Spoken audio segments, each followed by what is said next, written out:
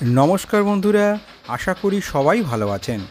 বন্ধুরা, ভারতে মোট ৭,৩৪৯টি রেল স্টেশন আছে। তাদের মধ্যে সর্বোচ্চ উঁচুতে যে রেলওয়ে স্টেশনটি আছে সেটি হলো পশ্চিমবঙ্গের ঘুম রেলওয়ে স্টেশন। সমুদ্রপৃষ্ঠ থেকে ২,২৫৮ মিটার বা ৭,৪০৭ ফুট উচ্চতায় অবস্থিত এই স্টেশনটি মানুষের ইঞ্জিনিয়ারিং দক্ষতা এবং আবিষ্কারের চেতনার আইকন হিসাবে কাজ করে। এই স্টেশন ঘুম রেলওয়ে স্টেশনটি বিশাল ঐতিহাসিক ও সাংস্কৃতিক মূল্যের এক বিশাল নিদর্শন। UNESCO Darjeeling Himalayan railway toy ট্রেনকে ওয়ার্ল্ড হেরিটেজ হিসাবে ঘোষণা করেছে। তারপর থেকে যেন আরও বেশি করে ঘুম রেলওয়ে স্টেশন পর্যটকদের আরও বেশি আকর্ষণ করছে। বন্ধুরা, আজ আমরা এই ঘুম রেলওয়ে স্টেশনের ইতিহাস জানব। যদি আপনাদের এই ভিডিওটি ভালো লাগে তাহলে ভিডিওটিকে লাইক করবেন, আর এরকম ভিডিও নিয়মিত দেখতে চাইলে চ্যানেলটাকে সাবস্ক্রাইব করবেন।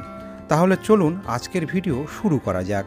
বন্ধুরা, দার্জিলিং হিমালয়ান রেলওয়ের নির্মাণ কাজ 1879 সালে শুরু হয় এবং রেলওয়ে ট্র্যাকটি 4 এপ্রিল 1881 সালে ঘুমে পৌঁছেছিল।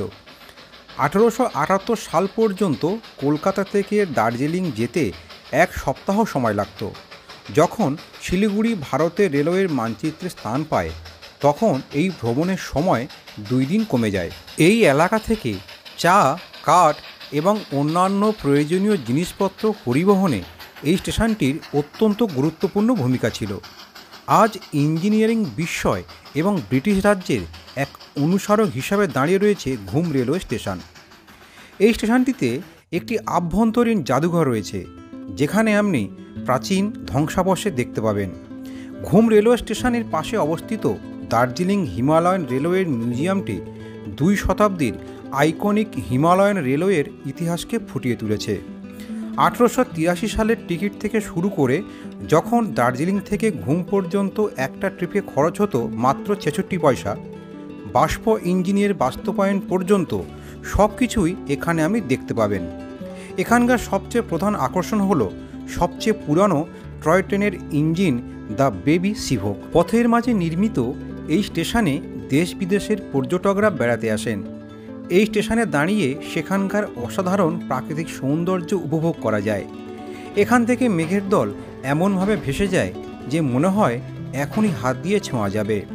নিউ জলপাইগুড়ি থেকে দার্জিলিং যাওয়ার টয় ট্রেনটি ঘুম স্টেশনের মধ্য দিয়ে যায়।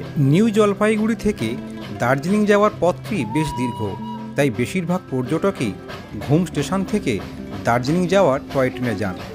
দার্জিলিং থেকে ঘুম যাওয়ার সময় চোখে পড়বে আপনাদের বাতাসিয়া লুপ। এখানকার চারপাশের সৌন্দর্য মন্ত্রমুগ্ধ করে দেয়। এখান থেকে নজরে পড়বে তুষার বোঝাই পাহাড় চূড়া। বন্ধুরা, আজকের ভিডিও এ পর্যন্ত।